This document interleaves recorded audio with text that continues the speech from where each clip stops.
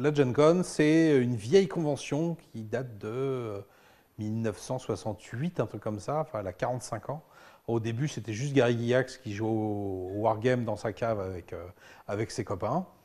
Et puis, petit à petit, le jeu de rôle est arrivé aux alentours de 75-77. Et puis après, bah, ça a pris de plus en plus d'ampleur, ça s'est baladé un peu. Alors, Gen Con, c'est Geneva Convention, parce qu'avant c'était à Lake Geneva, là où habitait Gygax. Et puis petit à petit, ça s'est baladé. Donc j'ai dit, ça, c'est parti à Milwaukee. Et puis depuis le rachat de TSR par Wizards of the Coast, c'est Peter Atkinson, le patron de Wizard, qui a pris le projet sous son aile et puis qui a amené ça à Indianapolis. Ce qu'on peut voir quand on arrive à la Gen Con, c'est qu'on voit que le joueur américain, c'est une passion totale. C'est-à-dire qu'on trouve des t-shirts, on trouve l'année dernière, il y avait même du savon, sans commentaire. Il y avait, enfin bon, le joueur américain, il vit son truc. Souvent, il est déguisé. Il, euh, il est là pour vivre les parties. Ce qui se passe, ce qui est important, c'est ce qui se passe pendant la partie. On peut quand même peut-être imaginer que pour un joueur de jeu entre guillemets allemand, ce qui est important, c'est la technique, et puis si on a gagné ou si on a perdu.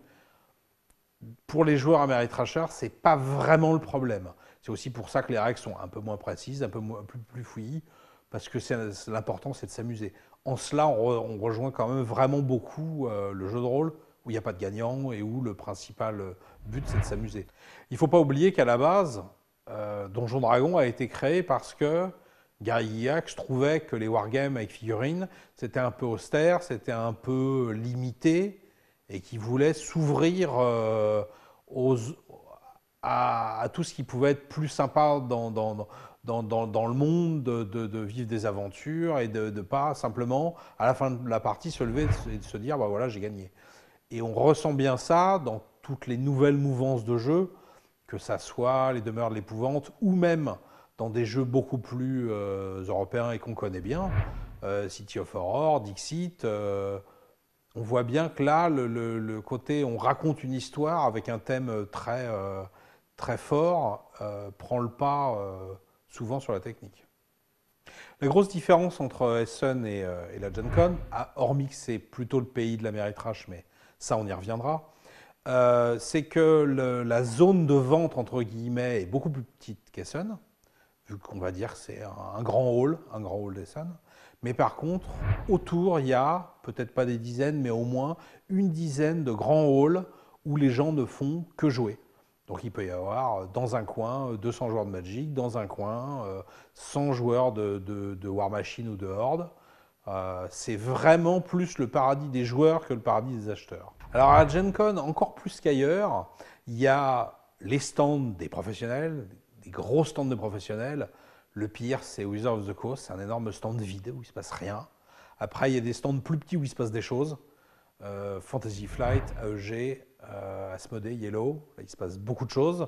Même Mayfair, Rio Grande, des éditeurs où il y a foison de choses. Et puis il y a aussi plein de gars, alors je ne sais pas, ils doivent payer leur stand quand même moins cher, je suppose, parce qu'il y a le gars avec deux tréteaux, il a fait son jeu de rôle chez lui, il dessine mal, et de la main gauche alors qu'il est droitier, il sculpte des figurines mal aussi. Il croit que son jeu il est beau, il est pas beau, mais il est là, il se défonce, il fait jouer les gens. Il y a des jeux complètement underground sur une table de camping. Enfin, c'est des. Pour les gens qui veulent fouiner, pour les gens qui veulent chercher des choses, il y a des trucs hallucinants. Il y a aussi toute une zone réservée aux artistes. Donc il y a certains artistes renommés qui vendent les originaux de leurs dessins. Et puis des gens qui feraient mieux de se couper une main, quoi. Mais ils sont là, ils sont toujours, comme toujours avec les Américains, très affables, un peu superficiels, mais très affables, très sympas. Ils vous demandent si ça va bien. Des fois, on se demande si pour eux ça va bien parce qu'ils ne doivent pas vendre grand-chose. Il faut savoir que la Gen Con, c'est pas seulement l'Améritrash et les figurines et les wargames. C'est aussi de plus en plus de jeux européens. Il y a un énorme stand Mayfair. Alors, il avait cette année Star Trek Catan. Alors, évidemment, pour les Américains, Dès qu'on met Star Trek sur un truc, ils sont tout fous, quoi. Mais Rio Grande est très présent. En effet, avec la présence de Yellow et Asmodee, bah, il y a des jeux de type français, on va dire. Quand on voit comment fonctionne Dixit aux États-Unis, on se dit que le public américain est de plus en plus ouvert aux jeux de ce type-là. Il y a même pas mal de party games. Malgré tout, hein, Time's Up, à la base, c'est un jeu américain. Donc, le party game, ils savent ce que c'est. Il était une fois, c'est aussi américain. Donc, il n'y a pas, si vous n'êtes pas branché figurine ou Ameritrash, il y a aussi de quoi faire. Et de plus en plus, je pense, les Américains vont s'ouvrir à ce type de jeu. L'un des intérêts de la Gen Con, c'est qu'il y a pas mal de sociétés, cette année particulièrement Asmodee, l'éditeur de Mage Wars, dont j'ai complètement oublié le nom, et surtout Fantasy Flight, et AEG aussi, ils sortent pour le salon des nouveautés qui arrivent alors généralement par avion. Le process de fabrication, vous le connaissez un petit peu. Les produits, ils arrivent, ils sont souvent faits à l'étranger, dans les pays asiatiques, on va dire. Ils arrivent par bateau. Et alors, pour une somme assez rondelette, on va dire, on peut faire venir des jeux par avion. Donc, les éditeurs font venir alors 60 jeux, 100 jeux, 400 jeux, jusqu'à 1000 jeux pour X-Wing, le jeu de figure, le jeu de vaisseau, là, chez FFG. Et donc, les gens peuvent l'acheter en exclusivité. Et pendant 3 ou 4 mois, ils sont les seuls, donc ils peuvent faire les coques avec ça chez eux. Et puis surtout, ils sont les premiers prescripteurs du jeu auprès des gens. C'est là où d'où on sort les premières critiques, les premiers tests. Après, il faut que le jeu y plaise, parce que sinon, pour les 3000 jeux qui arrivent derrière, ça va être plus difficile. Mais là, cette année, entre Smash Up et The Second City pour AEG, donc Mage Wars, Libertalia, Seasons, Cities pour Seven Wonders, et puis chez FFG, X-Wing et puis Netrunner. Il y a aussi plein de stands où on peut tester des produits qui sont finaux, mais qui ne sont pas en vente. Il y avait l'extension de King of Tokyo sur le stand de Yellow. Il y avait Mythic Battles aussi. Il y avait Mice and Mystics chez Playdat. Et puis plein d'autres jeux dans ce genre-là. Une extension pour Super Dungeon Explore, Caverns of Roxor. Et puis, et ça permet aussi aux joueurs de tester. Et là, on n'est pas sur le prototype de démo pour le salon. C'est des vrais exemplaires finaux. Et pour la plupart de ces jeux-là, c'est important parce que ça veut dire les figurines, les vraies figurines. La plupart des jeux américains, c'est pas que du carton. Donc, c'est important que le jeu soit dispo presque en version finale. Ce qui est rigolo, c'est qu'il y a 10 ans, des figurines à la Gen Con, il n'y en avait pratiquement pas. Alors, il y a des figurines de jeux de rôle fait par Grenadier, Alparta. Enfin, ça, c'est pas 10 ans, c'est plutôt 20 ans. Mais c'était vraiment la morne pleine. Déjà parce que Games Workshop n'était pas très implanté, parce que les Américains, ils préfèrent acheter américain et pas anglais. D'ailleurs, ils ont un White Dwarf américain, alors que pourtant ils parlent la même langue que les Anglais. Ça donne un peu un ordre d'idée.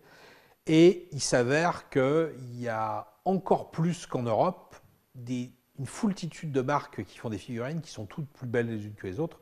Évidemment, Predator Press, mais aussi Cool Mini or Not qui regroupe plein de fabricants, Soda Pop,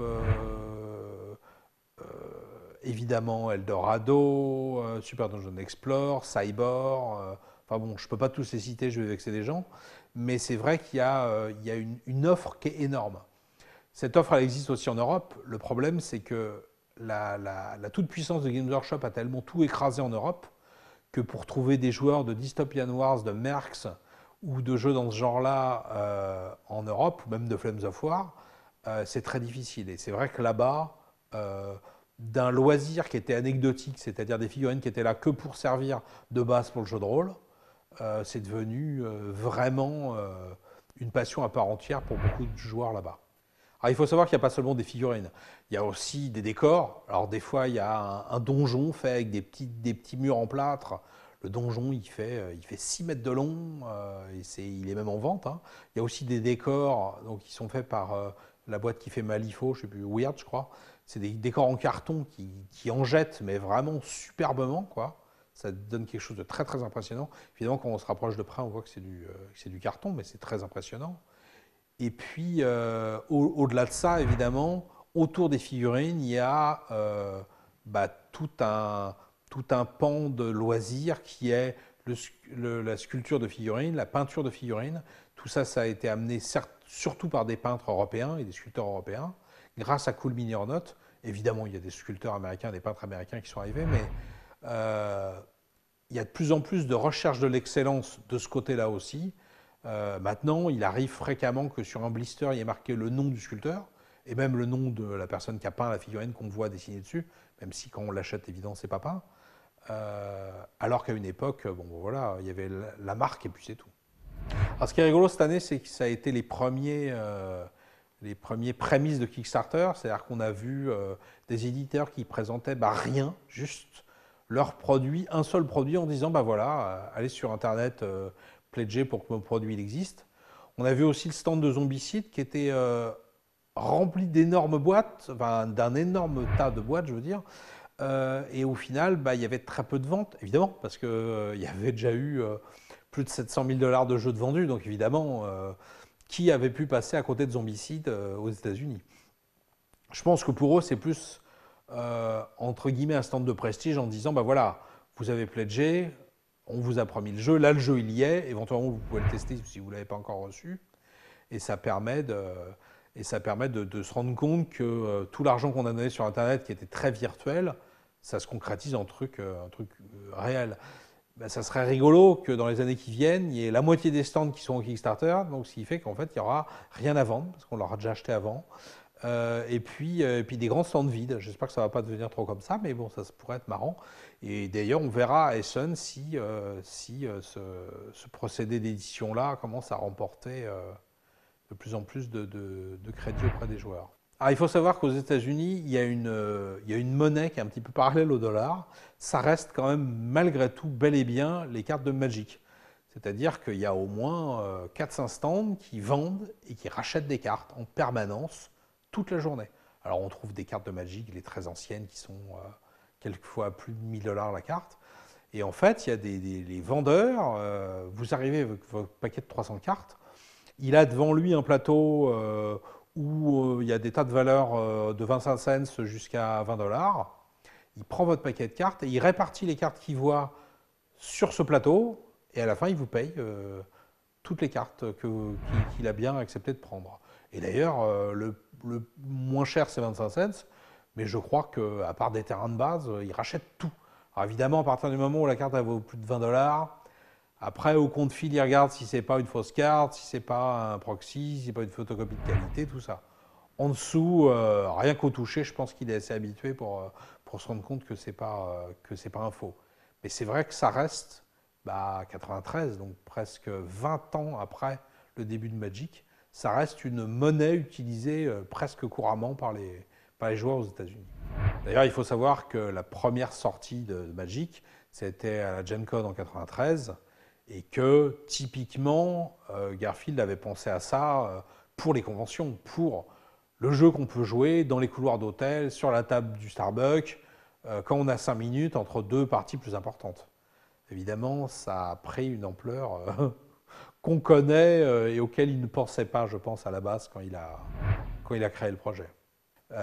Mais c'est vrai que, hormis le fait qu'on peut découvrir des nouveaux jeux, ça c'est obligatoire professionnellement, l'intérêt que j'y vois, c'est aussi de sentir les tendances. Par exemple, là on voit que Kickstarter ça arrive, on voit que les produits Fantasy Flight continuent à prendre de l'ampleur, on voit que les jeux européens, que ce soit chez Asmodee ou chez Yellow, ils ont encore plus qu'avant le droit de citer et ils commencent à être dans les 10 plus grands stands, voire peut-être dans le top 5, ça permet de sentir le public et le marché. Et ça, je pense que c'est très important. C'est pour ça aussi que je préfère toujours Essen à Nuremberg, parce que Essen, on voit les gens qui achètent. Et l'équivalent de Nuremberg pour les États-Unis, c'est la Gamma à Las Vegas. Alors, à part que c'est à Las Vegas, je ne ferai aucun commentaire, n'est-ce pas, Monsieur Fall?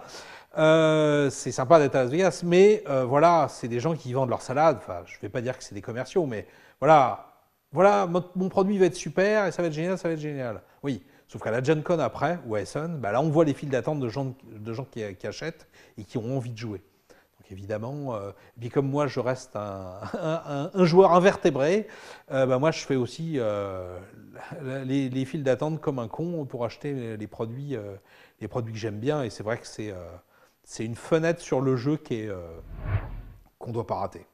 Alors professionnellement, j'ai été très raisonnable. J'ai juste demandé aux gens de m'envoyer les produits parce que la plupart du temps, tous les jeux que j'ai vus, bah, c'était des petits éditeurs. Et leur piquer un jeu, bah, c'était leur piquer une vente.